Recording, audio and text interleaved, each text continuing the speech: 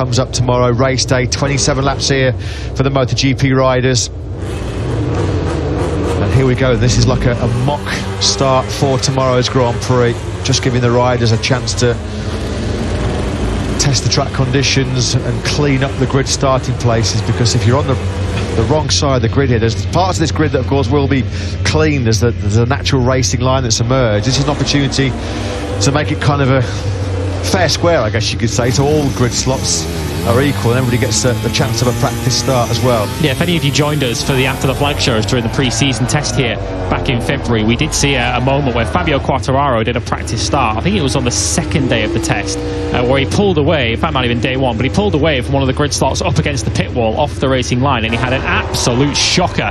Didn't get away at all and kicked up all sorts of dust as he did so. So you can understand why they're doing that. Franco Morbidelli just about getting himself into position as Joan Mir heads off, and has Fabio Quartararo got another problem?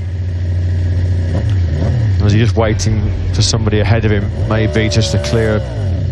A shrug of the shoulders. He's yeah, he's not had it all his own way, has he, so far? That Yamaha underneath him has not been particularly reliable. He won't want an unwanted hat-trick here this weekend. He moves in forward. Yeah,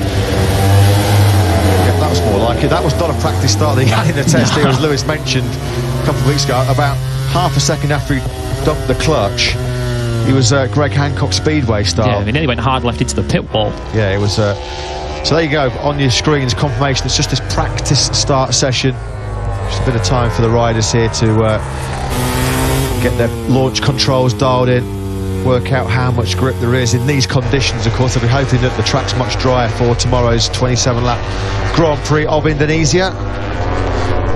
Yeah, very keen eye on the skies tomorrow morning. As we've mentioned, we've woken up just about every morning here, sorry, the last 2 mornings here in Indonesia, to biblical monsoon-like downpours in the morning. And of course, we're now approaching midday local time. It's just coming at 11:45 local time here in Indonesia. And yeah, we're still not at the stage where it's a fully dry track. Still 1 or 2 damp patches out there, although it's near enough dried up. And for the MotoGP race tomorrow, it gets underway well into the afternoon. Of course, there'll be